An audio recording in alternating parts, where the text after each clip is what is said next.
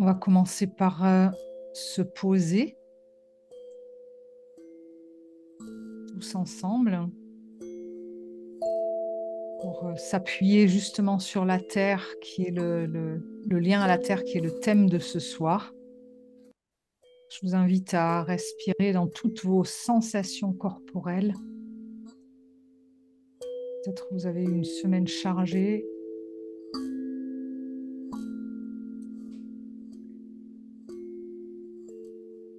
Et accueillez toutes ces sensations en respirant dedans et à l'expire, relâchez-les tranquillement dans la terre, en dessous de vous, la terre là où vous êtes.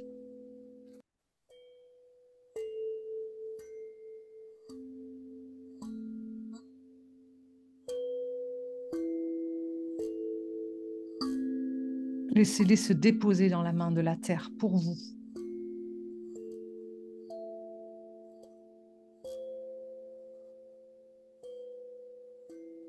Vous pouvez respirer aussi dans toutes les émotions, mouvements ou stagnations à l'intérieur de vous, tout ce qui peut peser peut-être ou encombrer. Accueillez aussi tout cet espace de vous.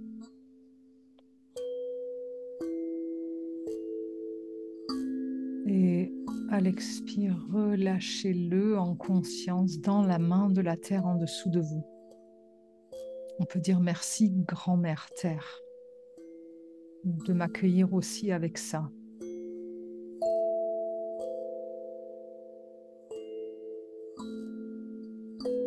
Respirez aussi dans tout l'espace de vos pensées, de vos préoccupations, de vos projets peut-être aussi.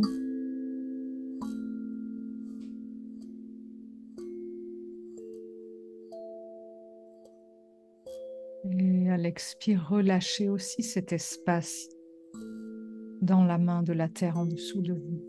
Merci, grand-mère terre, d'accueillir mes préoccupations.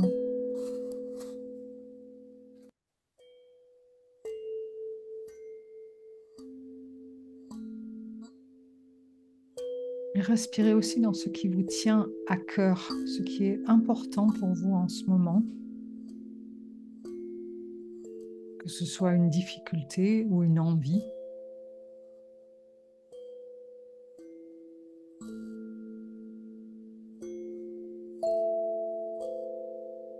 Et à l'expire, relâchez-le dans la main de la terre et toutes les ressources qu'elle contient.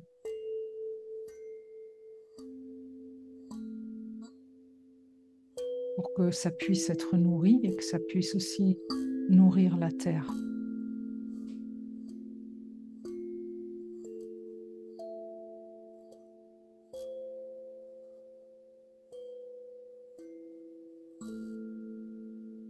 Et peu à peu, quand vous avez plus de place à l'intérieur de vous, alors vous pouvez aussi respirer depuis la terre de chez vous.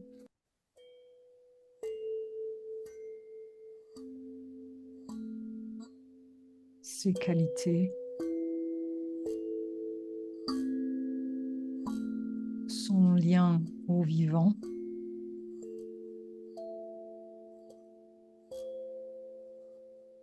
son accueil pour vous et pour tous vos liens.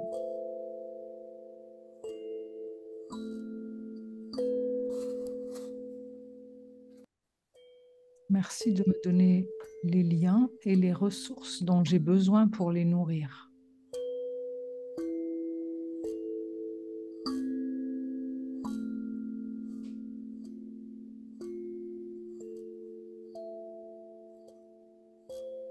Merci de m'accueillir comme je suis, en entier.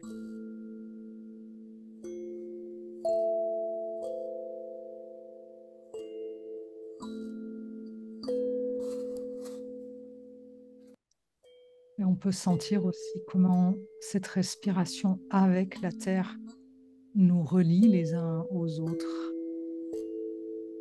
ceux qui sont présents ici.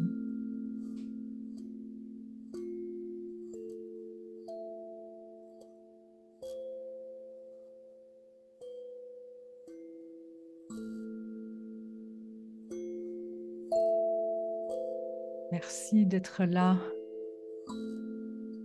Merci d'être ensemble pour écouter ce soir Frederica van Ingen qui va justement nous parler des liens au vivant, du lien à la terre, comment il est important pour l'être humain pour se développer.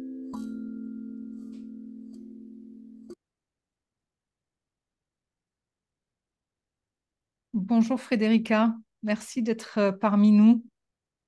Bonsoir, merci d'être là aussi.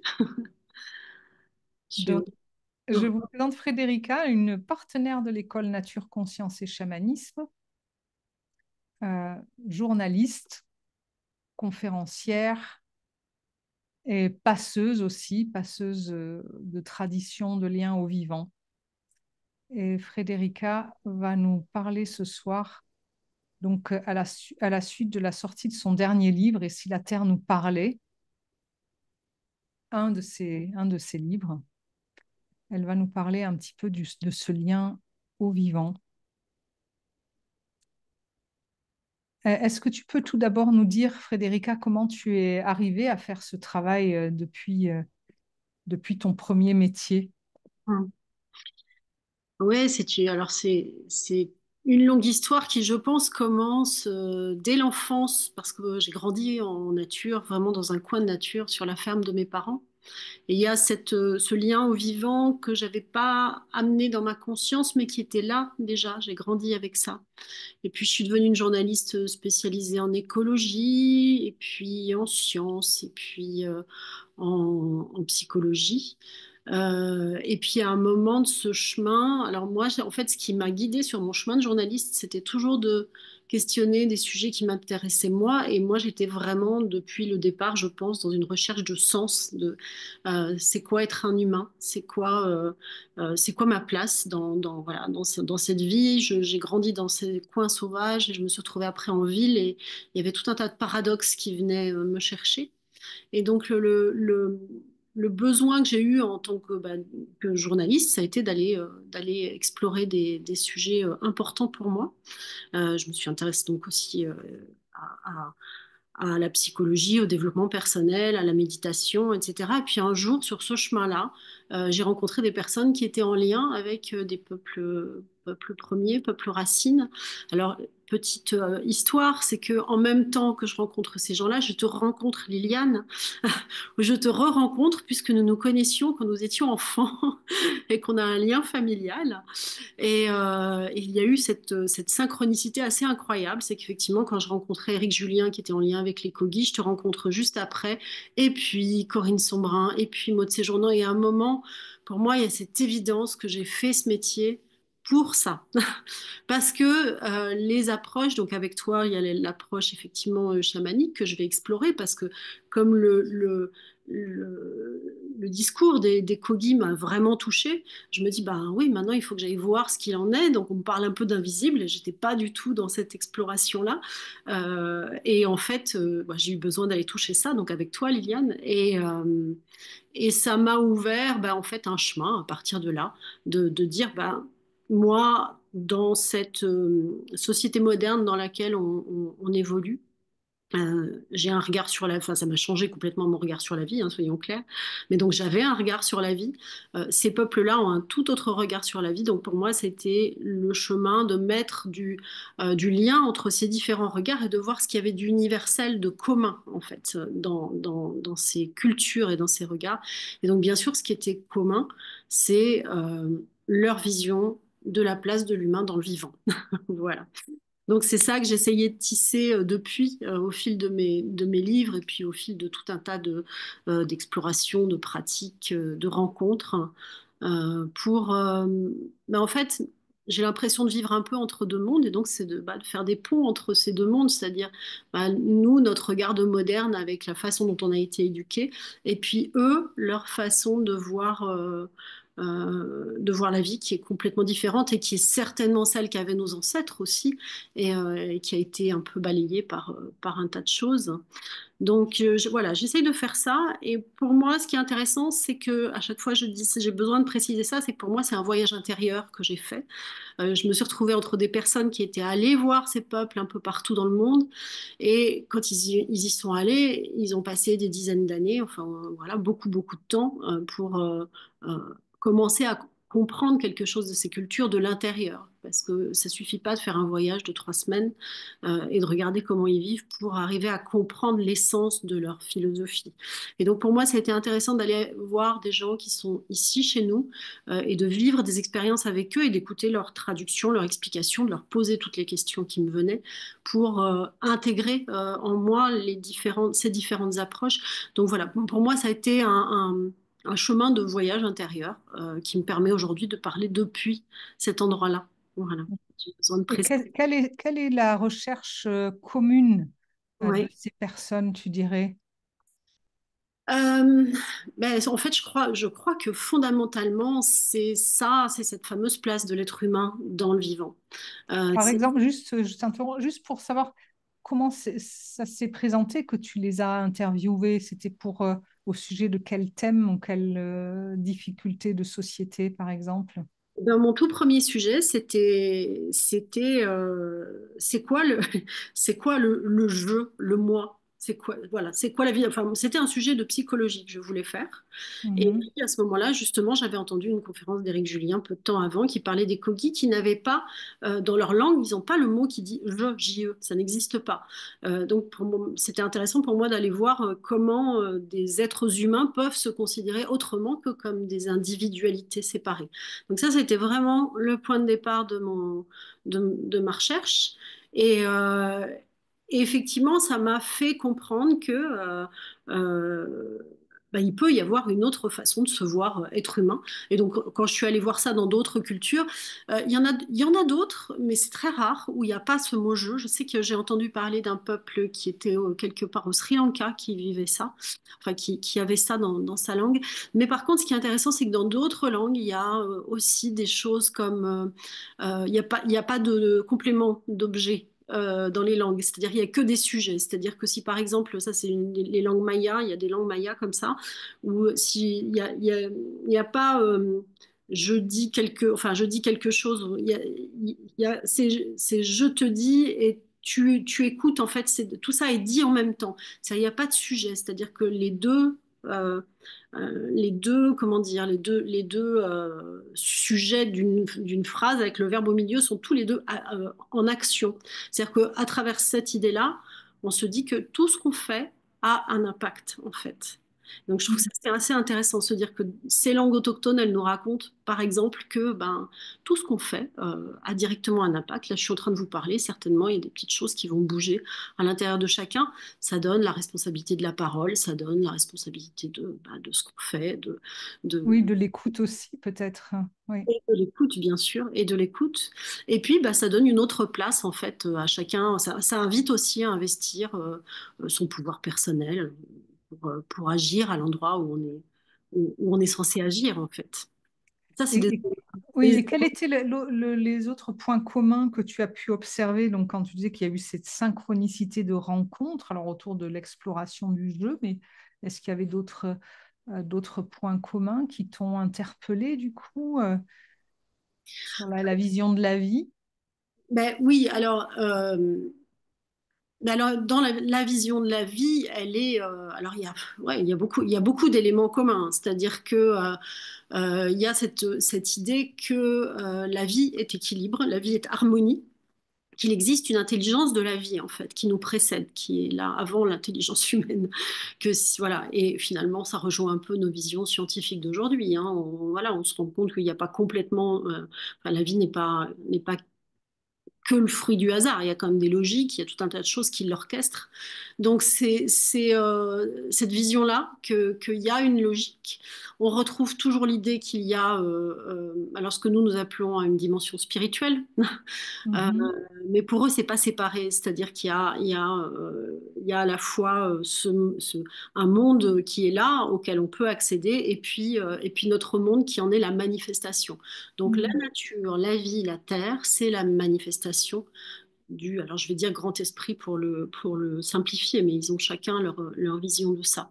Et c'est Oui, un élément commun aussi, c'est-à-dire il y a une dimension spirituelle qui vient s'incarner sur Terre, nous en faisons partie, avec un chemin voilà, qui est d'incarner justement l'esprit et de maintenir justement l'harmonie qui est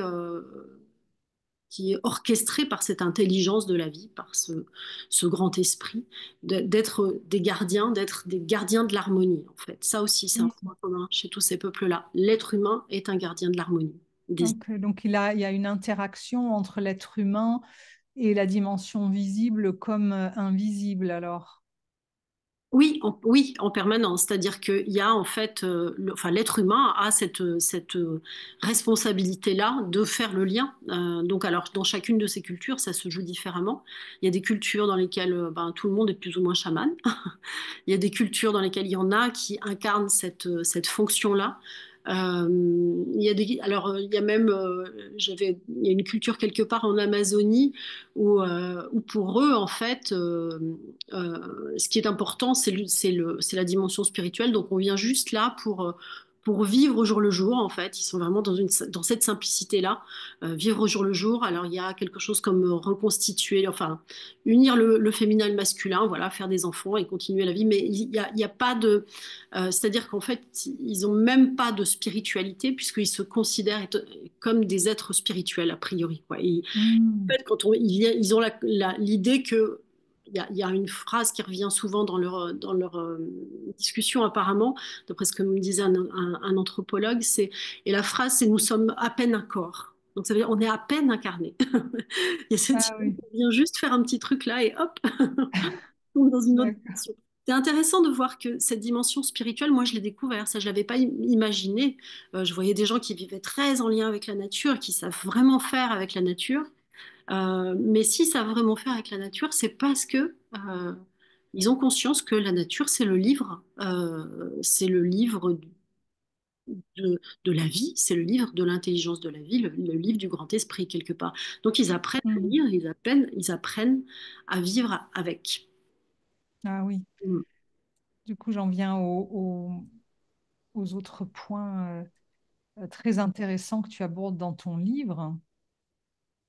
Euh, il y a ce lien qui est décrit justement avec la nature, dont tu dis qu'ils lisent la nature, ils écoutent la nature. Tu parles de ce lien à la terre ou au territoire Mhm. de l'humain. Oui. Alors, il y a des choses assez marrantes comme ben, il y a des endroits où les plantes sont des cousins, des cousines, il y a des endroits où les animaux sont des frères, des sœurs, mais les rivières, les éléments, enfin les montagnes aussi, il y a vraiment cette idée que euh, ils ne se sentent pas séparés du territoire. Tout à l'heure, quand on faisait cette pratique-là autour de, tu vois, de renvoyer vers la terre, ça me renvoyait à leur perception, c'est-à-dire de se dire, en fait, on est un seul corps et on fait partie de ce corps. Mm. Donc, on fait partie du territoire là où on est. Et finalement, c'est intéressant de se dire, d'imaginer que c'est comme si c'était un prolongement de nous-mêmes, c'est-à-dire un prolongement de notre corps et de nos organes quelque part. Et donc, quand tu remets quelque chose à la terre, ben, c'est la terre qui va le digérer à notre place quelque part. Et donc, Mm. il y a cette perception-là qui est effectivement, enfin, qui est quelque chose qu'ils ils n'ont pas coupé. En fait, c'est même pas, ils n'ont pas besoin de l'apprendre. Ils l'ont juste pas coupé, contrairement à nous. Nous, on s'est coupé toute cette dimension-là. Mais donc, il y a cette idée que ben, l'être humain fait partie d'un territoire, que ben, évidemment, la propriété, c'est une idée un peu folle que l'Occident a amenée dans tous ces endroits-là. Alors, c'est intéressant cette question de propriété parce que d'abord, dans leur perception, c'est plus une responsabilité de prendre soin d'un territoire notion de propriété. Et bien sûr, il y a des groupes humains qui vivent sur voilà, un espace et puis le voisin, il vit sur un autre espace. Mais justement, même quand les spécialistes se sont intéressés à la définition de ce que nous, on appellerait des frontières entre les peuples, hein, bah, chez eux, ça bouge en fait. Ça n'a jamais été. Ils ne peuvent pas écrire une carte et dire, bah voilà, ça c'est la frontière et de l'autre côté, tu n'es plus chez toi. Parce que Mm. c'est en fonction des liens qui sont tissés avec le vivant, de qu'est-ce qu'on va chasser, comment vont se déplacer les bisons. Enfin, il y a vraiment quelque chose de mouvant qui fait que ils peuvent pas définir un territoire comme quelque chose de limitant, enfin de fixe, voilà, de Oui, figé. oui. Et d'ailleurs, c'est presque évident parce qu'il suffit de regarder la nature pour voir que ben, les oiseaux, ils n'en ont pas grand-chose à faire des frontières. Voilà, les animaux non plus, tant qu'on ne les empêche pas de bouger. Donc il y a cette idée-là. Et puis, euh, dans, dans la même idée, c'est que quand on va prendre soin d'un territoire, ben, on va forcément penser à tous ces liens. C'est-à-dire que si on ramène ça à nos visions à nous, hein, ici, on est propriétaire d'un petit espace, ben, l'idée c'est, OK, mon espace, quel est son lien à la rivière qui passe pas loin, quel est son lien aux arbres du voisin, enfin, aux animaux, les oiseaux qui vont dans le jardin d'à côté, comment ils viennent chez moi. Enfin, il y a vraiment l'idée de se dire qu'un territoire est un espace vivant et qui est constitué de liens. Et donc, quand on va le considérer pour en prendre soin, on va toujours le considérer dans tous ces liens.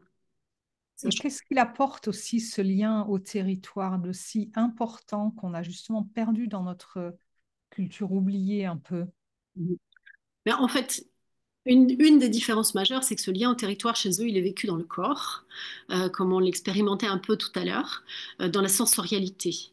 Donc il y a un lien sensoriel au monde permanent. Qui fait que, comme ils évoluent, enfin, quand ils peuvent encore évoluer hein, dans des espaces qui sont préservés, alors déjà, il va y avoir un lien sensoriel et qui va construire un lien affectif au territoire. Et Mm. ce lien sensoriel et affectif, enfin, il y a l'exemple, je donne l'exemple dans mon livre des pygmées à Ka, ils ont une connaissance, ils vont se balader dans la forêt, ils vont voir une branche qui va être comme ça et ça va vouloir dire que telle espèce de singe est passé par là, par exemple. Ou qu'un autre humain, parce qu'ils se racontent des choses dans la forêt comme ça, qu'un autre humain est passé par là, ou ils vont voir un fruit, ils vont dire, ah tiens, le fruit, il en est là, donc ça veut dire que tel insecte est en train de nicher quelque part, enfin, et donc que tel oiseau qui le mange va venir aussi. Enfin, il y a une connaissance qui passe par les sens et par le lien sensoriel et affectif. Ça, c'est vraiment important aussi le côté affectif parce que quand ils grandissent à côté, enfin, dans un espace naturel comme ça, il y a un tel lien qui est créé avec les arbres, avec les animaux autour, qu'il y a quelque chose d'affectif qui se joue à cet endroit-là. Et donc, il y a une. En fait, c'est ça qui nourrit leur savoir, leur connaissance. Mm. Aujourd'hui, il faut savoir que, par exemple, aux États-Unis, il y a tout un pan de recherche, c'est vrai un petit peu partout d'ailleurs, mais aux États-Unis, ils ont mis, je ne sais plus, 30 milliards de dollars de budget pour ouvrir un pan de recherche avec les indigènes, pour que les indigènes puissent notamment amener leurs connaissances sur bah, le changement climatique, toutes les grandes problématiques qui aujourd'hui sont communes à tous les humains. Donc, ce lien au territoire, il nourrit un savoir, il nourrit une connaissance. Et puis, bah, en fait, c'est le fondement aussi, bien sûr, de leur société. Quand je parlais des pygmées tout à l'heure, bah, en fait, ils vivent de la forêt. Donc, la forêt fait partie d'eux, en fait. Et Mm. non seulement elle fait partie d'eux, mais elle, euh, elle, elle constitue, c'est le support de la mémoire de leur culture. C'est-à-dire de Mm. génération en génération, ils se sont transmis des savoirs de cette forêt. Et donc, ils sont les gardiens de ce savoir lié à cette forêt qui vont transmettre à leurs enfants quand ils le peuvent, parce que, hélas, ils sont des fois dans des situations un peu compliquées. Oui, on voit ça même dans d'autres peuples très anciens qui gravent d'ailleurs ou qui laissent ces mémoires ou des savoirs sous forme de symboles gravés dans les pierres. Oui. Les Kogis ont ça, oui, absolument. Les Kogis ont ça depuis toujours et donc effectivement, ils ont une capacité à lire des messages sur l'eau qui datent de certainement, probablement 3 4 000 ans, quelque chose comme ça, avec les connaissances de leurs ancêtres. Ouais, Oui, et puis je pense aussi aux peintures rupestres qui sont quand même étonnamment similaires par-delà les continents. c'est Hein, vrai. il semblerait qu'il y avait quand même une conscience commune du Oui. lien au vivant, à l'invisible, etc. Oui, on en retrouve effectivement un peu partout. Je sais que moi, on m'en a parlé aussi beaucoup en Arizona. Enfin, je sais qu'il y a plein d'endroits comme ça où il y a des peintures rupestres qui ressemblent effectivement étonnamment. C'est pour ça, pour moi, il y a vraiment dans cette recherche aussi des peuples racines, c'est mes propres racines d'humaine occidentale que je cherche. Parce que Oui, on mm, a ça et que c'est ça qu'on a oublié et qu'on a perdu en fait. Donc, oui, ils oui. nous amènent aussi ça. Enfin, ils ont préservé ça pour nous, pour nous le partager. Oui, oui, oui. D'ailleurs, je pense que c'est dans les périodes de crise. Tu dis qu'aux États-Unis, ils ont lancé des recherches auprès des peuples indigènes. Je sais que dans les années 60, aux États-Unis, énormément d'anthropologues, à cause du sentiment de déracinement, ben, c'était beaucoup des colons, bien sûr, aux États-Unis, mais à cause du sentiment de déracinement et la perte de sens, la dépression qu'il y avait un peu chez les gens, ils recherchaient ils retournent aux sources chez ces peuples-là pour essayer de trouver comment eux gérer ça, hein. Oui, Et donc, je ne sais pas si on peut quand même dire que l'oubli des liens à la terre, au territoire, au vivant, a quand même tendance à déraciner, pas seulement au sens propre, mais aussi au sens psychologique, affectif, etc., les différentes sociétés, hein. oui. Oui, parce que ben, dans ces sociétés, le vivant est l'enseignant. La vie est l'enseignante. Et qu'est-ce qu'elle t'apprend, la vie? Elle t'apprend à travailler tes propres équilibres, à travailler l'équilibre des contraires. Tu vois, la vie, c'est quand tu es en contact avec la vie directement, bah, rien que l'idée du jour et de la nuit. Euh, Oui, quel contact on a avec la nuit? On n'a plus vraiment, enfin, ou en tout cas, on allume les lumières, on n'a plus trop de conscience de ce qu'est la nuit.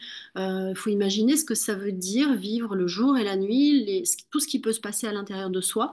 Et donc, ben, on peut imaginer que des peuples qui sont en lien avec ces opposés-là, il y a quelque chose en eux qui se construit. Enfin, je dis on peut l'imaginer. Moi, je l'ai vécu à travers certaines expériences, justement, pour retoucher quelque chose de cet ordre-là, on peut retoucher ça. Mais c'est tout simple. En fait, la vie est une enseignante bah, de nos limites, de nos capacités, de nos forces. Parce que bah, quand tu dois vivre en nature, il y a tout un tas d'éléments où tu as intérêt à être présent et puis tu as intérêt à déployer justement des capacités. Donc elle te met aussi, enfin, il y a un vrai cheminement de connaissance de soi que permet la nature et alors d'autant plus quand il s'agit d'un peuple qui vit ensemble dans ces environnements-là. Donc oui, ça équilibre en fait. Et puis, bah, moi, c'est justement un des éléments que j'ai mis en avant comme étant la première loi, parce que dans ce livre, ici, la Terre nous parlait, j'ai essayé de mettre en avant des lois qui sont communes à ces peuples-là, oui, des lois communes, en fait, des lois un peu universelles que nous, on aurait oubliées et qui pourtant me semblent très pertinentes. Et il y en a une, c'est la vie cherche toujours son équilibre. Et donc, mm, on observe le vivant, quand on est devant un écosystème, on regarde, on voit bien qu'il y a tout un tas de trucs qui se jouent pour retrouver les équilibres. Et donc, dans ces visions-là, comme ils ont cette idée qu'il y a quelque chose de plus grand, ils savent que il y a quelque chose qui est en permanence en train de se rééquilibrer. Et donc, l'idée, c'est d'aller dans le sens de cet équilibre. Et le jour où oui, on n'y va plus, ben, on est confronté à des crises. Alors les crises, c'est toutes sortes de crises. Dans leur vision, dans la vision des guérisseurs, etc., parce que j'ai fait un autre livre un peu sur la santé, tout ce qui est un problème relationnel, une maladie, une crise comme on peut en traverser aujourd'hui, les crises de la biodiversité, les crises économiques, les crises politiques, les guerres, etc. Tout ça, dans ces visions-là, ce sont des symptômes du fait qu'on ne va pas dans le sens de l'équilibre du vivant. Mais ça, c'est vraiment quelque chose que j'ai trouvé, ben oui, dans la vision des Kogi, dans la vision des Lakota, des Navajo, des Maasai, euh, et d'autres visions aussi, hein. C'est en fait, c'est toujours chez les Samis aussi, c'est toujours cette idée que c'est soit l'harmonie, soit le chaos. Et donc l'idée, c'est d'aller dans le sens de l'harmonie en fait. Donc, mm. le vivant, si on l'observe, nous permet de trouver notre chemin pour aller dans ce sens-là. Oui, oui, oui. Donc c'est aussi pour ça que en période de crise, donc que ce soit des anthropologues ou d'autres chercheurs refont appel à ces peuples Mm. premiers ou racines qui sont encore en lien avec l'intelligence du vivant. Oui, pour essayer de trouver comment eux gèrent les crises. Et il y a autre chose de très intéressant qui, pour moi, a à voir avec ce que tu décris de l'être humain, c'est que dans leur vision, pour la plupart, l'être humain, tu dis, n'est pas fini par rapport à, par exemple, les plantes, les animaux. ouais, Euh, ouais. Moi, c'est donc, justement, il a besoin de ces liens. Il a encore d'autant plus besoin de ces liens pour... Ouais, alors c'est un peu ma traduction de dire qu'il n'est pas fini parce que je trouvais que c'était tellement évident. Mais oui, dans ses visions, alors notamment, je sais qu'il y a Takao Shite donc, qui était un homme médecine Lakota qui dit que effectivement tous les animaux savent pourquoi ils sont là. Il n'y a que l'être humain qui ne sait plus. Et donc il a un chemin à faire pour savoir qui il est. Donc je trouve que c'est vraiment intéressant et dans cette vision-là, eh bien, les animaux, les plantes, etc. sont les enseignants. Donc Hmm, besoin de ces liens, on a besoin de restaurer ces liens. Alors il y a de multiples façons de le faire, mais on a vraiment besoin de nous remettre en lien avec ces animaux parce que ben, simplement observer les animaux autour de soi, les animaux sauvages, voir un peu comment ils fonctionnent, essayer de comprendre quelles sont les réactions, quelles sont leurs qualités, quelles sont ben, même tout simplement enfin, connaître leurs habitudes de vie.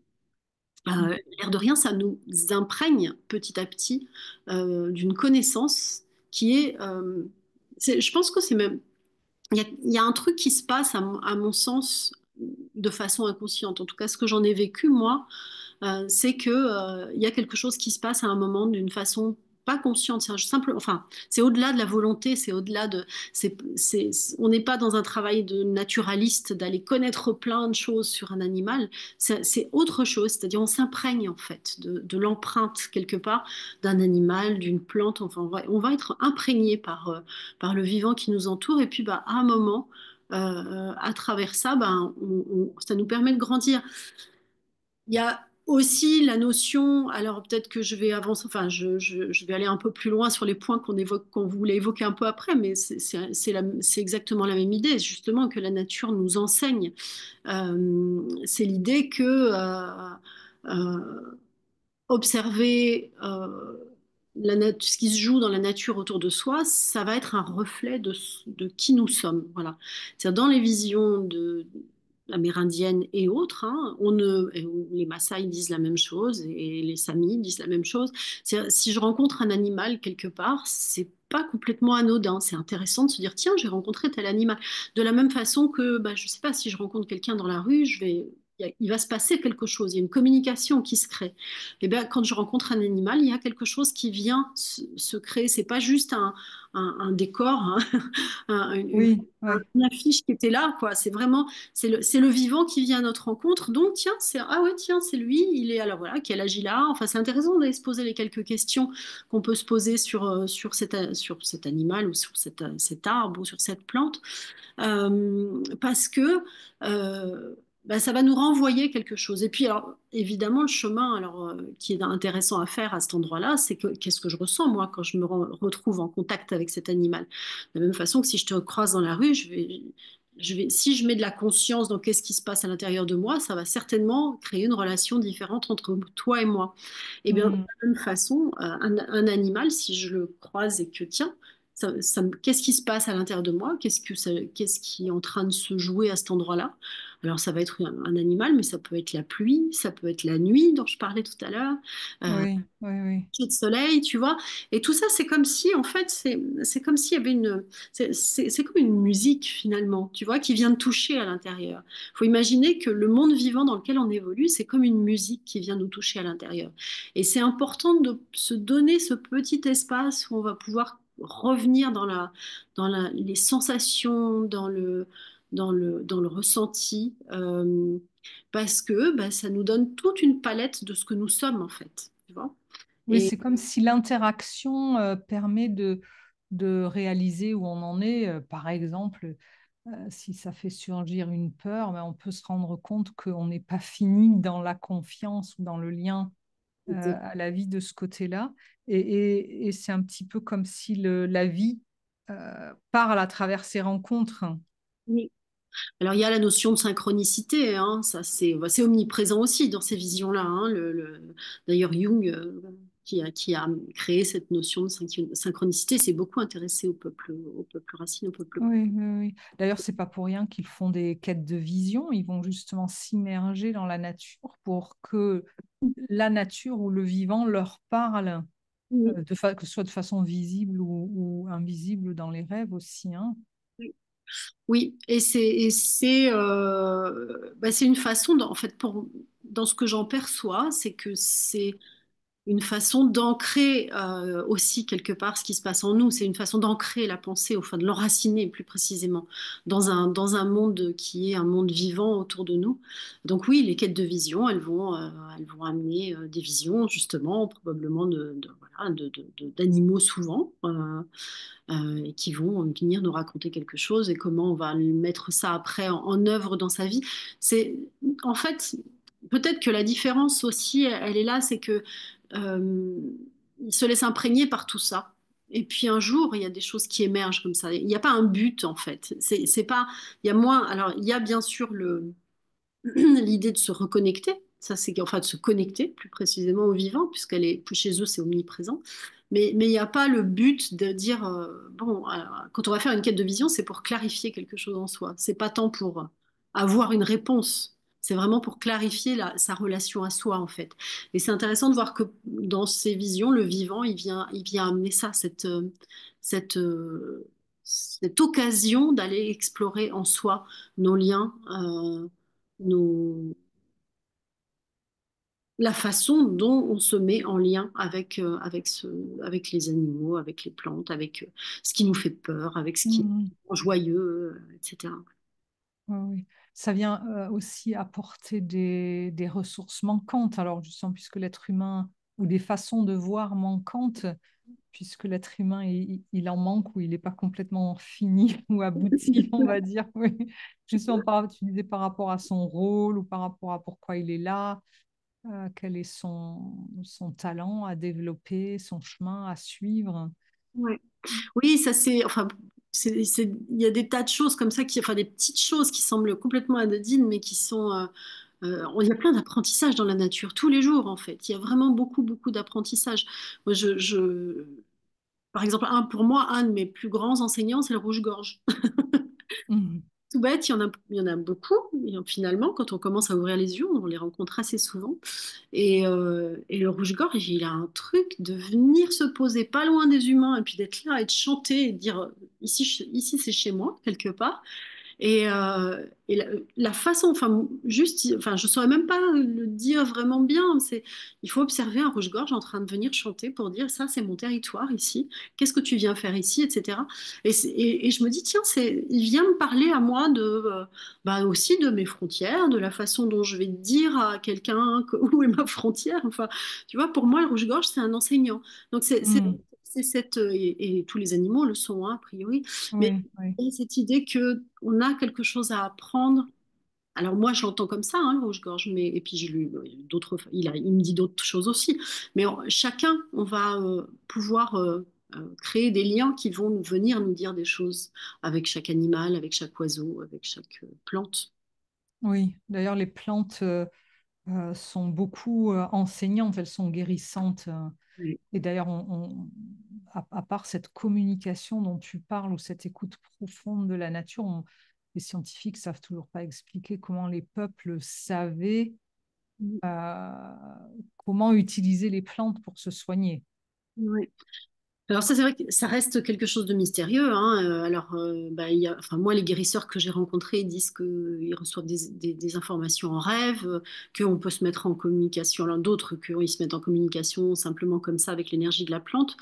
Euh, c'est les plantes, c'est assez intéressant parce que on en parlait il n'y a pas très longtemps, cette histoire dans les langues, il y a plusieurs langues amérindiennes apparemment, où le mot plante veut dire celles qui prennent soin de nous.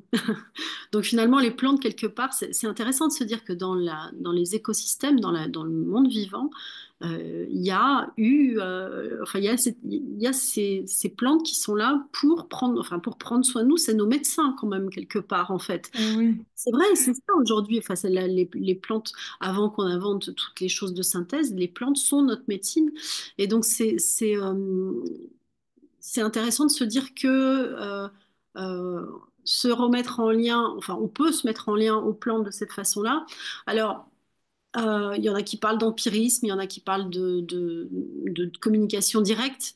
Moi, ce que j'ai vu, c'est de la communication. Enfin, j'ai vu de la communication directe qui marche. L'empirisme, on sait que ça marche aussi. Mais j'ai vu effectivement voilà, des gens j'ai pu expérimenter.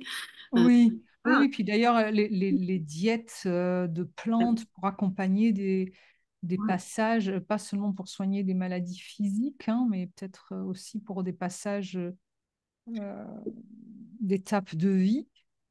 Euh, Alors, bah, enfin, tu parles des diètes de plantes. Effectivement, moi, j'ai eu l'occasion de vivre des diètes de plantes, donc des plantes d'ici et pas psychotropes, hein, des plantes, ce qu'ils appellent les plantes enseignantes, justement, des plantes de mm. stress. Et il y a effectivement, bah, pour moi, c'est chaque fois que j'ai diété une plante, c'est comme si j'avais fait plusieurs années de psychothérapie. C'est-à-dire que Oui, par exemple, tu peux te dire ouais. quelle plante on peut diéter ici, par Alors, exemple? moi, j'ai diété le sapin, le bouleau, la rose. Voilà.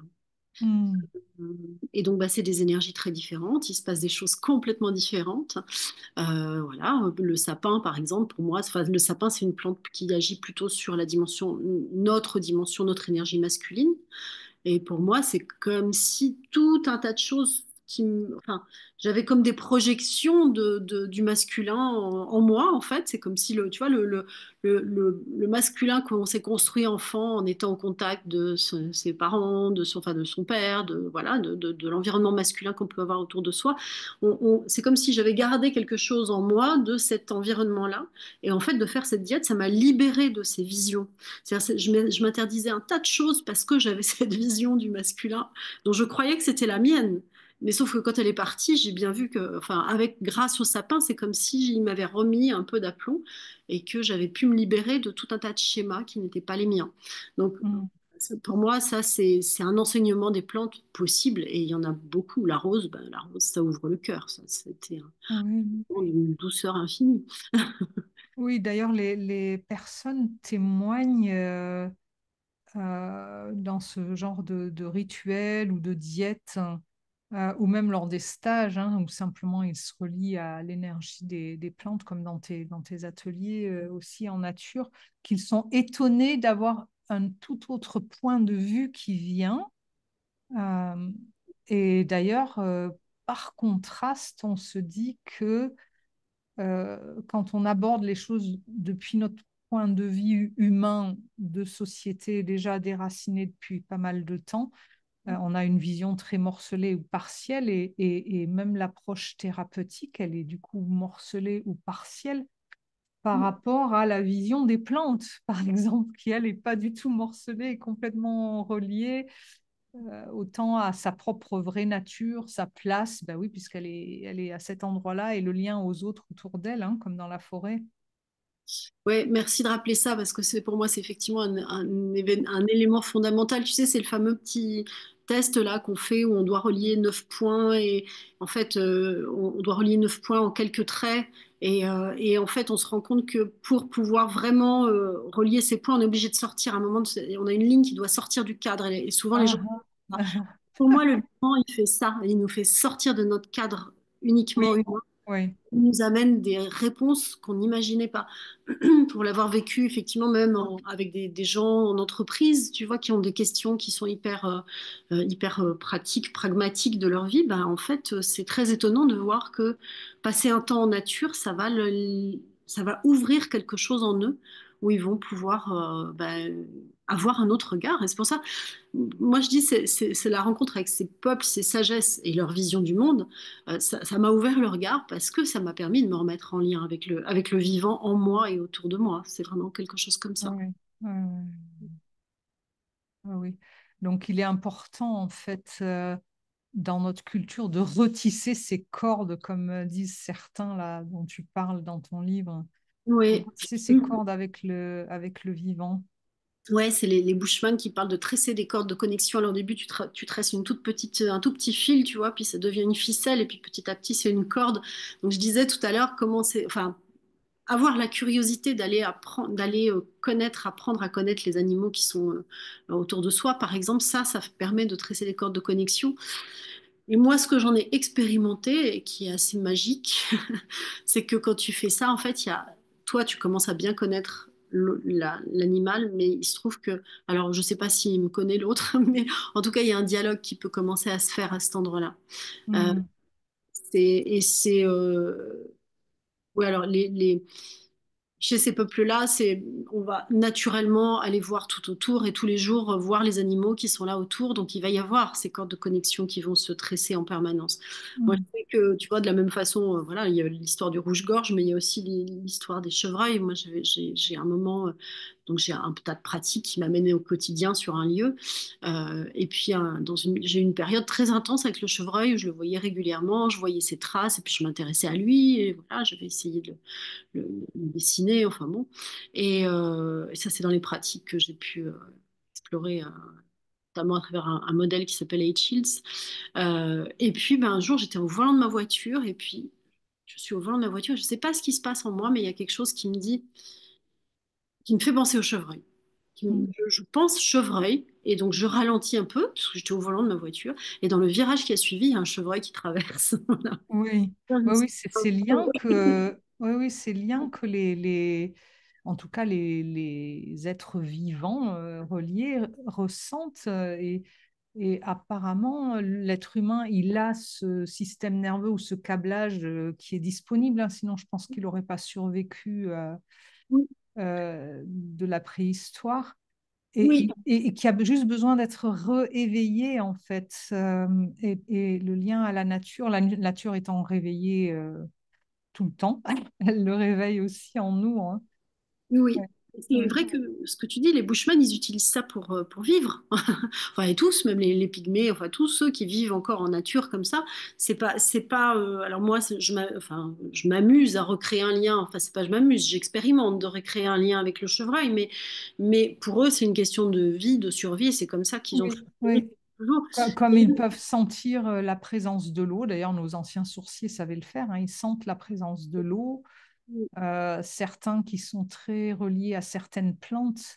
oui, Moi, ça m'est arrivé pour des plantes de pouvoir sentir, alors qu'elle était de l'autre côté de la montagne, de pouvoir sentir la présence de certaines plantes qui appelaient. Et c'est même assez amusant parce que on peut sentir des odeurs alors que c'est pas possible de les sentir à telle distance, mais on peut sentir le parfum, l'esprit d'une plante comme ça, ou même des fois sa musique. Tu parlais de oui. musique. Et on peut parfois percevoir ce genre de lien, et c'est là qu'on se dit, mais tout est vraiment, vraiment relié, quoi. Ouais. Ouais, ouais. Et c'est alors la qualité humaine qui permet de développer ça, c'est l'empathie. Ah oui, Quelque chose comme, tu vois, justement une ouverture. Donc, on a vraiment besoin d'être dans une ouverture qui est une ouverture. Alors, je parle d'affect, une ouverture du cœur, une ouverture. En tout cas, il faut être en capacité d'accueillir et de recevoir ce qui est là. Et donc, à un moment, de s'autoriser ça, en fait. Et ça, c'est quelque chose que dans nos cultures, on a coupé, qu'on a oublié. oui, il y a ça aussi, cette S'autoriser, autorisation. voilà, Oui. s'autoriser, se dire, tiens, mais oui, je peux, c'est possible que je le fasse, tu vois, simplement. Et pour ça, bah, ça suppose d'ouvrir bah, en soi un espace où on peut accueillir, voilà, une forme de réceptivité. Donc c'est à la fois sensoriel, c'est affectif, c'est voilà, c'est émotionnel, c'est amoureux. Oui, oui, oui.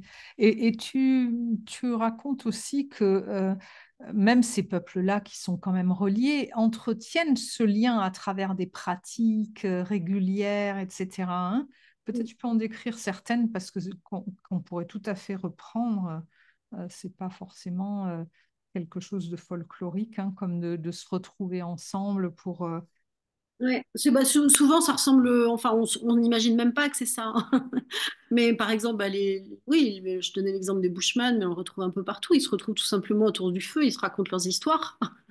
Ça, c'est une pratique. Tu vois, se raconter les histoires de ce qu'on a vécu, des liens qu'on a eus, ça, c'est quelque chose qui nourrit le lien à la fois personnel et collectif aux vivants qui les entourent. Donc ça crée, ça recrée des liens. Ça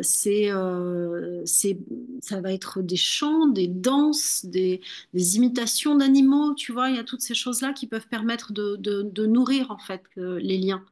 Euh, Mais aussi de soigner des choses qu'ils ont vécues dans la journée. Oui, absolument. Bah, justement, dans l'histoire des Bushmen autour du feu, en règle générale, en fait, il y a une connaissance dans ces sociétés-là que tout ce que tu vis au quotidien, et ça, c'est un truc qui est vraiment important chez eux et que nous, on a complètement mis de côté, c'est que vivre, c'est avoir des émotions. Vivre, c'est avoir des tas d'émotions qui vont venir et qui vont risquer de se cristalliser à l'intérieur de soi, donc ils vont créer Mm. des traumas, etc., etc. Et tous les jours, on a ça. Tous les jours, on a des petits trucs comme ça. Et donc, chez eux, en fait, depuis toujours, ils nettoient ça au quotidien, en étant autour du feu, en racontant leurs histoires, en faisant une danse. Alors, ils ont parfois des hommes médecine quand il va y avoir des choses graves, importantes qui vont venir et qui vont faire un travail particulier.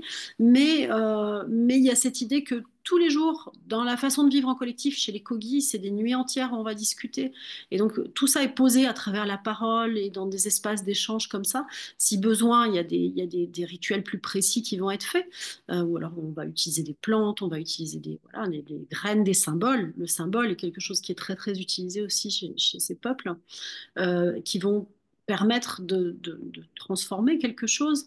Mais il y a toujours au quotidien l'idée que on doit faire ces nettoyages en permanence. Et nous, bah, les nettoyages, on les fait quand vraiment on va pas bien, alors qu'on pourrait les faire au quotidien. Enfin, tu vois, les pratiques. Oui, oui, oui. Oui, et ils sont toujours assis ensemble, en cercle sur la terre pour faire ça, avec parfois le feu, parfois l'eau qui aide aussi C'est à, souvent bah, à cli- le feu est là, la terre, elle est toujours avec eux, en fait.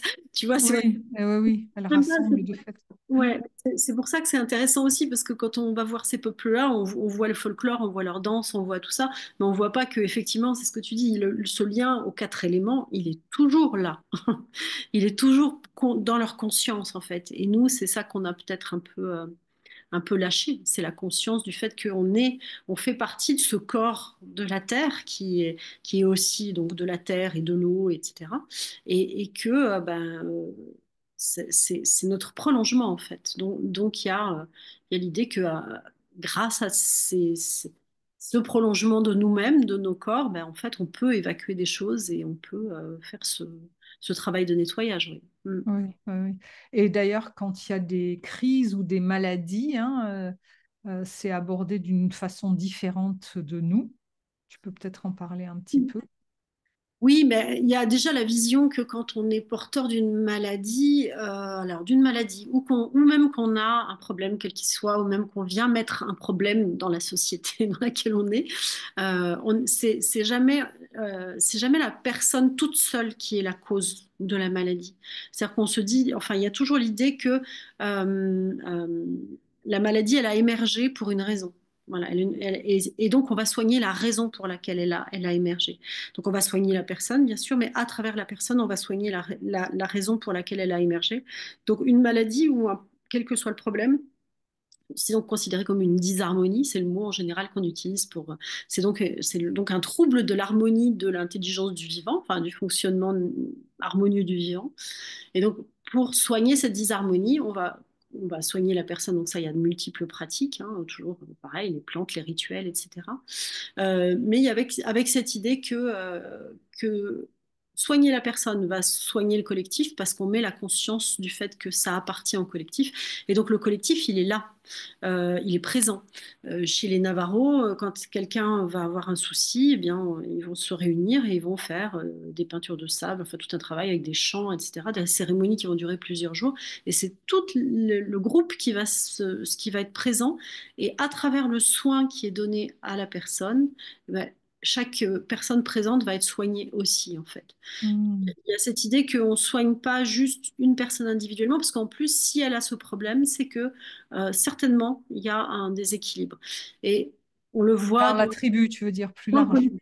Dans le Oui, collectif, ouais. Et oui, pour eux, dans ces visions-là, bah, aujourd'hui, toutes les maladies de civilisation qu'on a, parce que chez les Kogi, par exemple, il n'y a pas de cancer, ou très peu, ou alors vraiment que quand ils vont vivre en ville, enfin, ou très proche, ou à l'occidental, en fait, hein, il y en a très peu. mhm, mhm, mhm. Et en fait, tant qu'ils sont dans des modes de vie, et ça, moi j'ai eu des ethnopharmacologues qui me l'ont confirmé, sont allés un peu partout sur le terrain, partout dans le monde, que quand les humains vivent en symbiose avec la nature telle que c'était le cas pour nos ancêtres il y a très très longtemps, les- on a des bobos, on a des maux de tête, on a des maux de ventre, des trucs basiques qui se soignent avec les plantes et les pharmacopées et les connaissances voilà, ancestrales. Oui. Mais il n'y a pas toutes ces maladies de civilisation qu'on a, nous. Il n'y a pas, Oui, tu parles surtout des maladies peut-être auto-immunes. voilà, alors les cancers, les maladies auto-immunes, c'est vraiment des maladies qui sont des maladies qui ont émergé, en fait, tu vois, et même les maladies dégénératives aussi. Euh, Oui, voilà, oui, tout ça, c'est des maladies qui ont émergé dans ces, il semblerait que en tout cas, quand on en parle des guérisseurs et des hommes de médecine, c'est plutôt quelque chose comme le résultat, le symptôme de nos disharmonies collectives, en fait, oui, oui, oui, oui, oui, oui. Oui. ouais, Oui, de mon côté, j'ai de nos beaucoup crises du lien, observé. hein, de nos crises du lien, justement, parce qu'on n'est plus en lien avec le vivant. Oui, oui, oui, j'ai observé ça c'est un peu par déduction où j'ai été étonnée de voir que des personnes qui venaient en camp d'été où ils font justement une journée dans la forêt, ils font une nuit de sudation, ils apprennent la technique du voyage chamanique, ils apprennent un peu à être en lien familier avec la nature, que ces personnes tout d'un coup n'avaient plus certains symptômes alors qu'on n'avait jamais abordé, alors des symptômes psychiques. Comme des angoisses ou de la dépression, ou les symptômes physiques comme quand même de l'hypertension ou, ou d'autres douleurs, que ça pouvait disparaître rien qu'en étant en lien de communication. Et je sais qu'au fil du temps, du coup, je me suis dit, mais peut-être qu'il y a plein de thérapies qu'on fait pour rien. En fait, il faudrait peut-être juste déjà les se poser en nature et voir après ce qui reste vraiment, vraiment à soigner, mais les choses quand même très, très, qui m'ont beaucoup interrogée, c'était par rapport à ce problème de défense immunitaire. Donc, des personnes qui augmentent leur défense immunitaire suite à des soins chamaniques ou justement le travail avec la terre, et des personnes qui régulent leur système immunitaire quand ils ont des maladies auto-immunes graves. On a même des cas qui s'en sont soignés. Donc, je me disais, bon, bah, rien que pour ça, ça vaut le coup de faire ces pratiques de reliance, mais ça en est venu quand même à m'interroger sur les maladies auto-immunes. J'ai lu un mémoire aussi de quelqu'un d'autre qui a fait ça sur les maladies auto-immunes comme étant justement un symptôme de société. Et Bruce Lipton, aussi le biologiste, en parle en disant que à la base, le corps sait reconnaître qui il est ou pas. Il sait trier ça, il sait faire les liens, mais je pense que quand on a perdu tellement le fil avec qui on est, alors notre système immunitaire qui est censé faire la part des choses ne sait plus se défendre. C'est un signe en fait de perte Identité. d'identité profonde quelque part. Et pas que personnelle, parce qu'il y a quand même des maladies auto-immunes collectives. Par exemple, les abus, la surconsommation, c'est quand même une forme de cancer écologique. Ouais.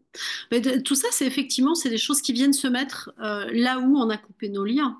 Et ça, Oui, je trouve un peu, enfin, dans toutes les maladies, effectivement, même la dépression, enfin, c'est tous ces endroits où oui, oui. Et on a la coupé perte de le lien sens, avec oui. notre nature profonde, avec notre identité profonde, notre identité d'être humain symbiotique, tu vois, parce que le truc, il est là, c'est qu'au départ, on est des êtres on peut vivre en symbiose avec la nature, Oui. une place particulière, mais on peut vivre à cet endroit-là. Et nous, on a coupé tout ça. Et effectivement, ça se traduit de cette façon-là. Pour moi, le cancer, la façon dont je le perçois, c'est les cellules qui ne savent plus quel est leur job, en fait. Et donc, Mm. proliférer, elles partent dans tous les sens. Et c'est tellement. Il y a aussi cette idée-là qui est très présente dans les visions des peuples racines, c'est la notion de fractal. C'est-à-dire que c'est quelque chose qui se passe à une petite échelle se passe aussi à plus grande échelle. Mhm. Tu vois, ces cellules qui partent dans tous les sens et qui font n'importe quoi, et que tu vois comment l'humain part dans tous les sens et fait un peu n'importe quoi, pour moi, il y a quand même quelque chose comme une résonance Oui. à cet endroit-là. Oui, exactement, quelque chose de commun à l'intérieur et à l'extérieur. Et ce qui est beau aussi, c'est qu'on peut aussi retrouver les bons liens vivants en justement en se remettant en lien avec la nature qui, elle sait retrouver l'harmonie, les bonnes respirations, les bons échanges. Et tu regardes toutes les études scientifiques qui sortent depuis, ça va faire maintenant 10-15 ans, j'en parlais dans un de mes livres là, sur la connexion à la nature. Il y a plein d'études qui montrent justement que le système immunitaire est au top dès qu'on passe quelques jours en forêt. Enfin, il y a vraiment des effets qui sont physiologiquement mesurables, hein. Donc, Oui, oui, oui. eh bien, on en a, en fait, on fait partie de la Terre, on a complètement oublié, et notre corps en a besoin, en fait.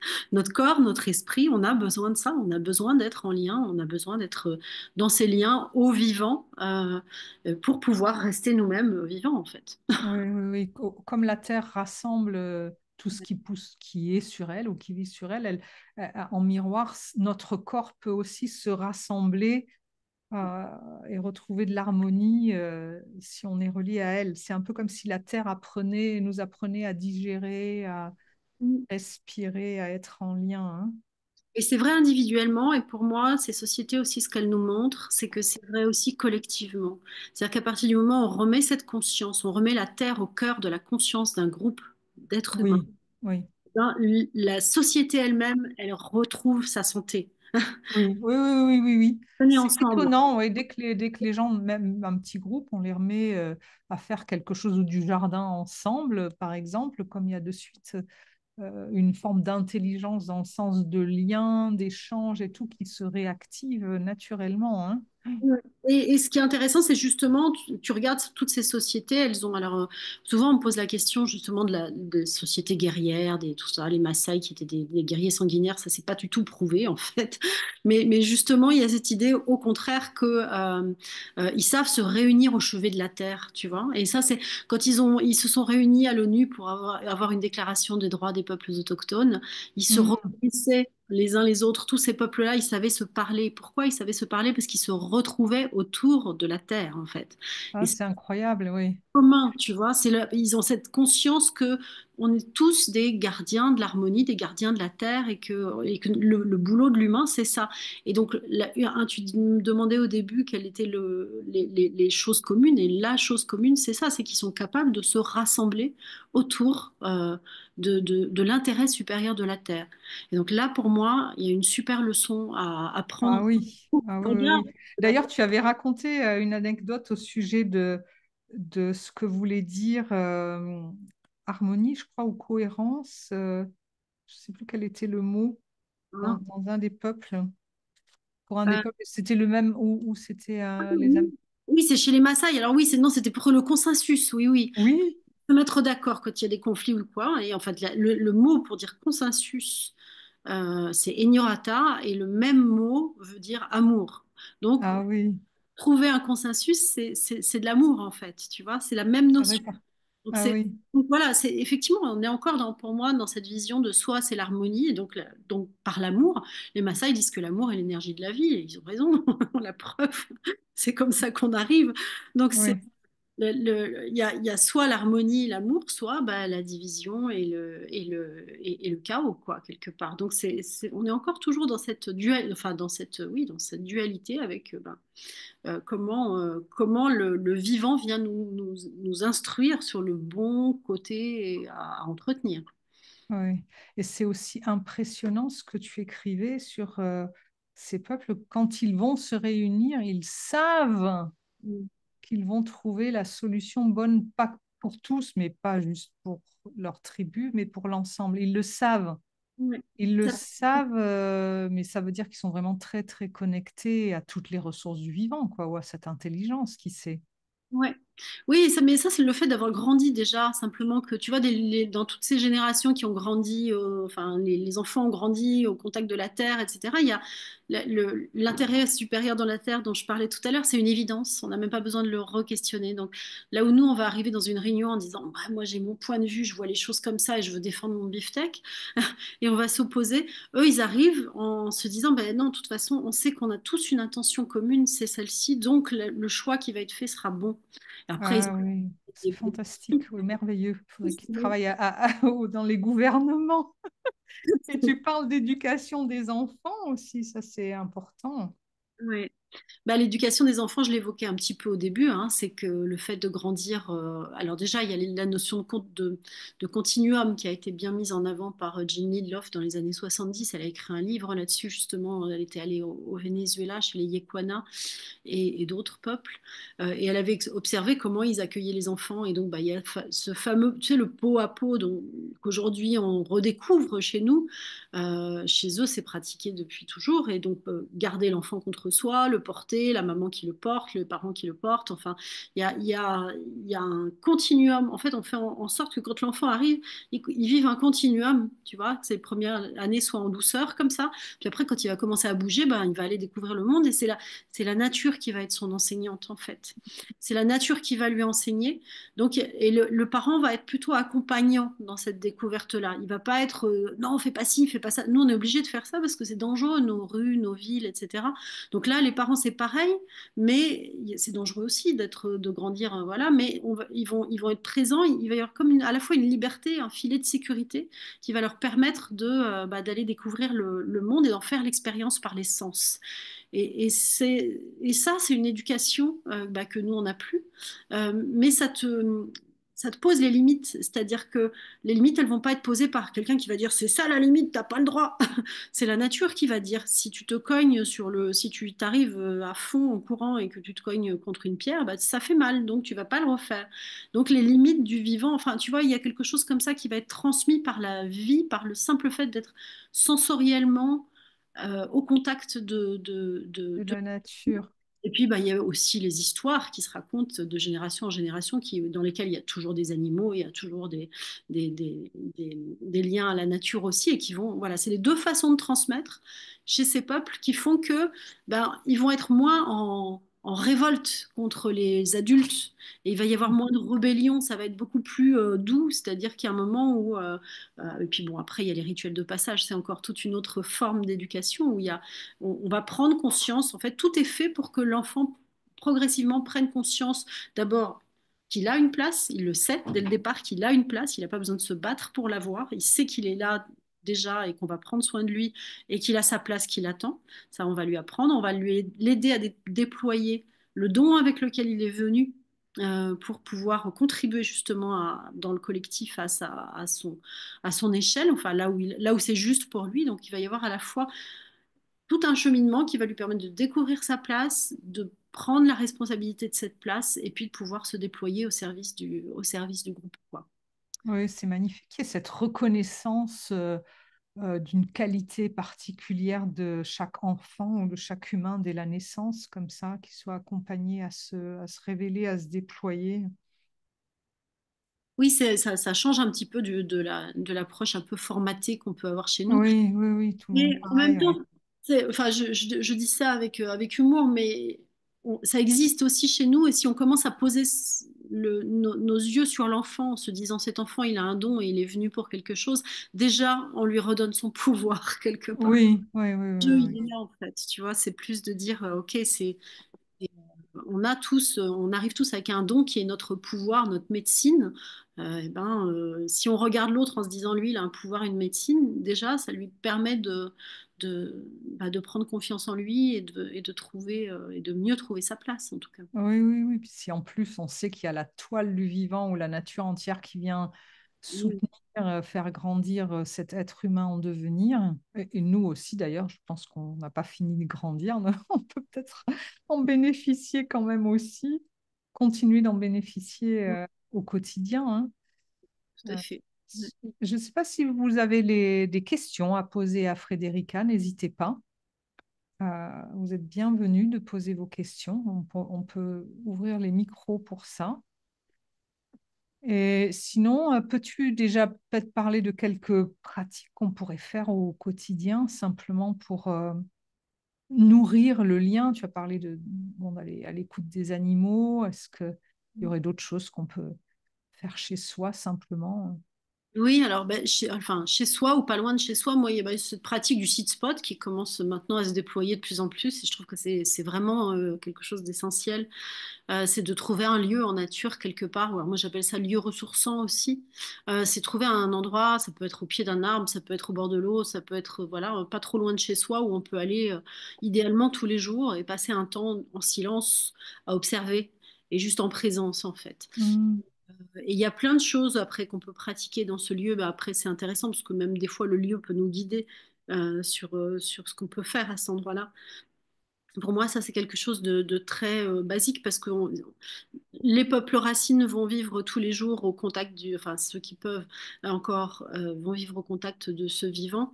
Et nous, bah, on a besoin de recréer des espaces comme ça pour refaire du lien. hmm. C'est vraiment une pratique toute simple et en même temps, ça fait du bien hein, d'aller se poser au pied d'un arbre ou quelque part. Oui, oui, oui, oui, oui. Voilà, moi après, il y a dans les pratiques qui sont vraiment simples, on a les éléments qui sont toujours là, jamais loin jamais loin de soi, qui sont même en nous. C'est se reconnecter en fait. Alors ça peut être l'eau, ça peut être la terre, c'est simplement prendre le temps d'aller recréer un lien sensoriel et puis sentir ce que ça nous fait à l'intérieur Hmm, sentir hmm, voilà l'eau, cet élément de l'eau.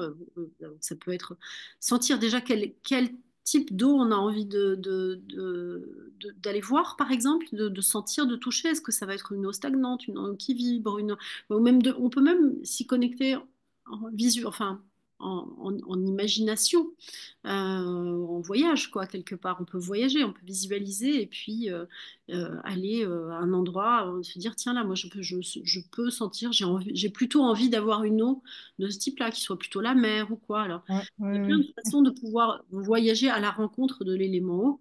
La Terre, ben, c'est très simple en fait. Elle est tellement, normalement, elle n'est pas très loin de chez nous, sauf si elle est trop recouverte de béton, mais on doit toujours pouvoir trouver un petit endroit où Oui, oui, oui, bien mettre sûr, oui. connu dans la Terre. C'est un tel, c'est une médecine Oui, en soi en fait. Hein. oui, J'avais rencontré un chaman Sami, c'était un enfin, son premier médicament, c'était ça, c'était les éléments, quoi. C'était hmm, les gens, ils disaient voilà, on est souvent, très souvent là-haut, là, donc on est un peu trop dans l'air et dans le vent, et bah, simplement aller remarcher pieds nus, ou alors quand il fait voilà l'été, aller sur la plage, ou se remettre en lien les mains dans la terre, etc. Déjà rien que ça.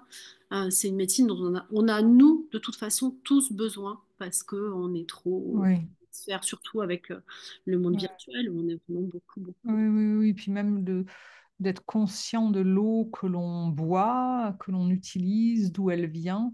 Je sais que Mhm. moi, j'ai passé du temps sur la réserve au Pi où il y a pas de canalisation avec de l'eau courante, hein, ça n'existe pas. Donc l'eau est très, très précieuse, il faut aller la chercher. Et c'est vrai que ça change le rapport à l'eau après quand on revient dans le monde ordinaire, on va dire, occidental, de se dire mais d'où vient cette eau, hein, ouais, et comment la Oui. préserver. Oui.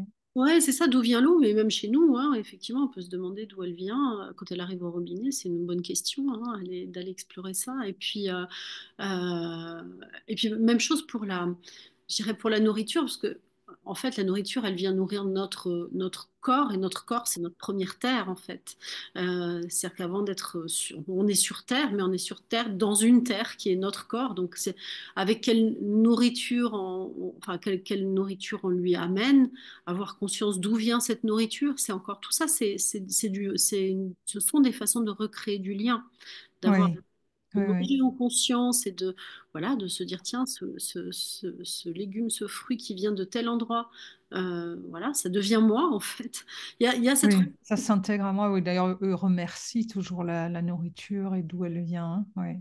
Ben oui, alors dans les traditions, il y a beaucoup de chants, il y a beaucoup de choses comme ça, et de remerciements hein, à la terre en permanence.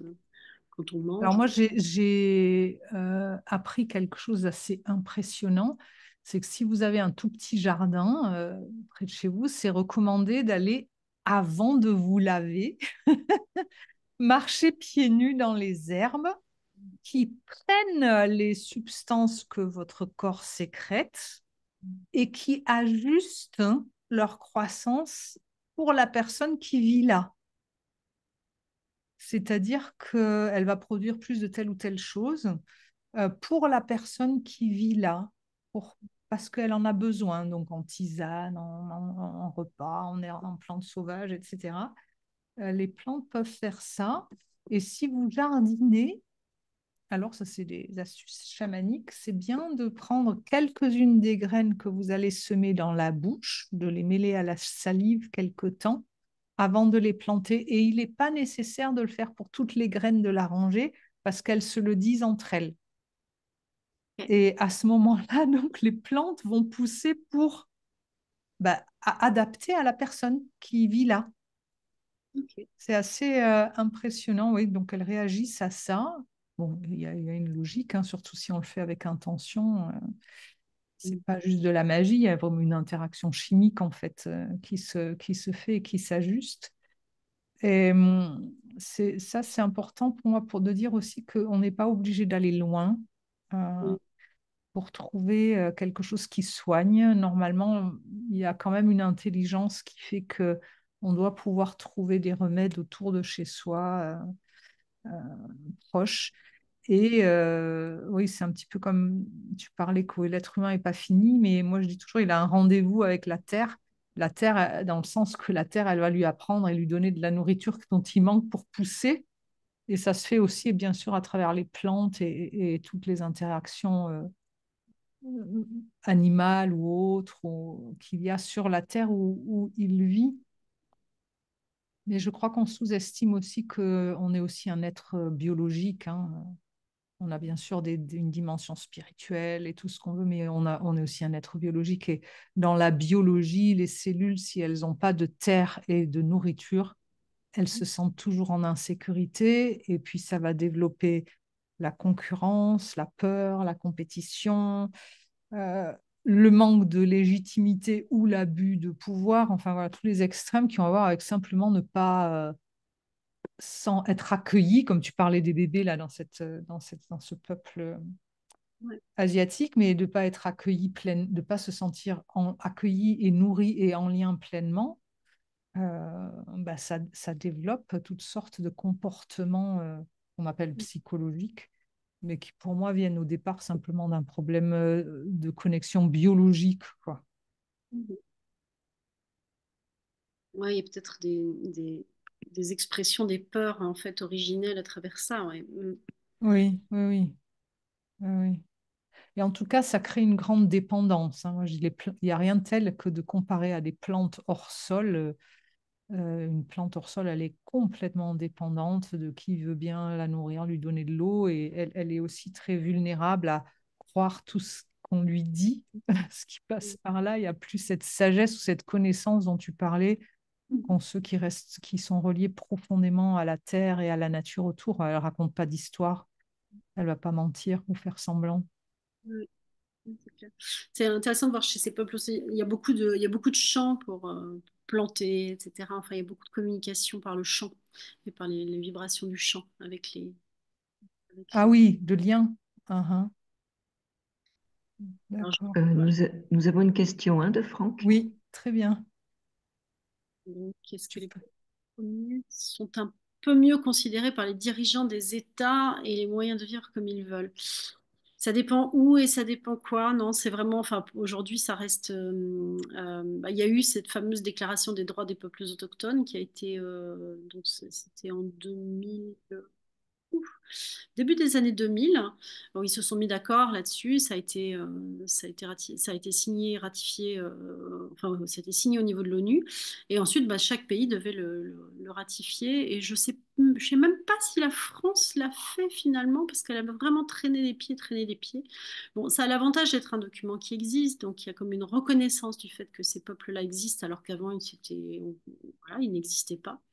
Les situations sont très différentes selon les endroits. Il y a des endroits où il y a beaucoup de misère, même aux États-Unis, hein, sur les réserves. Je parlais des Lakota tout à l'heure. Enfin, un peu partout d'ailleurs, on trouve des états de pauvreté. Ils sont mal considérés. Il y a beaucoup de racisme en Amazonie, en Amérique du Sud. Enfin, il y a vraiment des phases. Enfin, il y a encore on les tue encore. Hein, enfin, il y a des endroits où c'est vraiment. Ils sont considérés comme des sous-hommes. Enfin, c'est assez triste. Euh, Oui. et, euh, et d'où l'importance, enfin pour moi, c'est vraiment d'autant plus important aujourd'hui de reconnaître la valeur de leur savoir et de leur vision du monde parce que ben, ils ont besoin de cette reconnaissance aussi quelque Oui, part. oui, oui. Puis nous Oui, aussi, dans cette vision élargie, il faut bien se rendre compte que de les oublier eux ou de les dénigrer eux, c'est en miroir justement dénigrer quelque chose de très profond, sage à l'intérieur de soi. Hein. ouais. Et c'est finalement enfin, d'une certaine façon, enfin, ce qu'on leur fait subir aujourd'hui, c'est certainement quelque chose qu'on s'est fait subir depuis la nuit des temps, de Mm. justement se déconnecter du vivant. Tu vois, cette déconnexion du Oui, oui, vivant. oui, oui, oui. Je pense que inconsciemment, c'est un truc qu'on a répercuté, enfin que nos cultures ont répercuté sur d'autres, parce qu'elles souffrent elles-mêmes de leur déconnexion au vivant. Oui, oui, exactement. Ça fait monter un malaise, une coupure Ouais. qu'ils ont du mal à regarder en face, et puis aussi peut-être de la culpabilité, des choses comme ça qu'on essaye d'effacer, ou de la honte qu'on essaye de repousser. Hein. Et ils ont vraiment besoin, ben, oui, ils ont besoin d'aide. Alors, il y a des associations qui les soutiennent. Voilà, Tiendou-Quoi pour les Kogis. Il y a sur Oui. l'international qui fait un boulot super aussi. Donc, voilà, Mm, mm. on peut soutenir les associations qui les aident. Navarro France pour les Navarros. Je crois que tu as, je ne sais pas si ces associations sont aussi en lien sur ton site, donc Oui, je remets ouais. le lien vers le site de Frédérica et aussi vers ses stages qu'elle propose, des stages d'immersion en nature. Vous verrez Mhm. les témoignages hein, aussi de personnes qui disent que bon, elles n'ont pas trouvé ce qu'elles cherchaient, mais bien autre chose. Ce qui est bon signe, c'est quand on sort de ce qu'on du connu, c'est là qu'on gagne quelque chose de plus. Et pour vous remercier d'ailleurs aussi pour votre participation, puis pour vous inviter à continuer d'explorer ce lien à la terre, et ça, vous pouvez vraiment le faire chez vous. Je vous offre aussi un soin pour soigner vos besoins profonds. Mais enfin, je vous offre un soin. Je vous partage un soin qui vient de la terre pour soigner la terre d'où vous habitez, pour soigner vos besoins profonds. Vous la voyez là. Cet atelier-là, je vous recommande de le faire parce que comme disait Frédérica, au-delà de soigner vos besoins personnels, sachez qu'à chaque fois que vous faites ce travail de lien, on contribue tous ensemble à cette sagesse entre les peuples aussi. Hein. Que des peuples qui viennent d'endroits si différents se reconnaissent et savent communiquer entre eux, mais c'est une leçon qu'on aurait besoin d'apprendre. Si le lien avec la terre nous permet ce genre d'ouverture, de sagesse et peut apporter plus de paix dans le monde actuel, je pense que c'est urgent que chacun s'occupe de son lien à la terre. Donc voilà, c'est pour ça, je trouve qu'en cadeau avant Noël, c'est important qu'on pratique cela. Donc ce soin, il est à disposition pour ceux qui veulent vraiment aller plus loin dans un travail peut-être plus engagé, mais justement important de faire chez soi. C'est un autre atelier que je donne, c'est la base pour moi de la vision chamanique, de tout ce qu'on vient de parler, c'est comment investir sa propre place sur la terre chez soi et dans la vie. Donc ça, c'est un atelier qui dure plus de 2 heures et demie, je crois, et que vous pouvez faire par étapes, mais comment réinvestir ce lien et le nourrir, parce que c'est notre rôle Alors, en même temps, on a besoin de grandir avec la Terre, mais en même temps, on a un rôle important de gardien de cet équilibre. Il faut commencer quelque part. Donc voilà. Le soin, il est un petit peu plus haut dans le chat. Euh, En cadeau, soin offert, soignez vos besoins profonds et vos liens à la vie avec la terre de votre lieu de vie. Ça, c'est vraiment chez soi. Mm. Et le deuxième, c'est l'atelier. Ça, c'est un atelier voilà, payant, mais qui est important si vous voulez vraiment commencer le travail de fond pour comprendre qu'est-ce que ça veut dire d'investir sa place sur la Terre en se reliant aussi aux directions, Mm.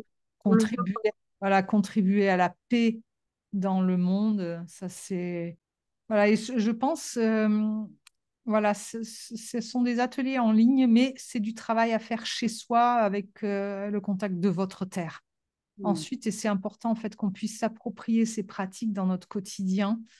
On ne peut pas attendre de partir en stage pour être relié à la vie. Mm. Il faut absolument trouver des moyens de faire ça au quotidien. Et voilà, le lien à votre terre, ça peut soigner sûrement plein de choses, comme disait Frédérica, les défenses immunitaires, la confiance, peut-être trouver plus de résolution de conflits, de choses comme ça aussi. Voilà, et sinon, je vous souhaite une bonne reliance. Mm. Et Merci. Et oui, prendre soin de toutes nos relations bien plus larges que simplement nos relations humaines. Et nos relations humaines aussi, mais beaucoup plus. oui, toutes nos relations au vivant. Hein. Merci beaucoup. Ah.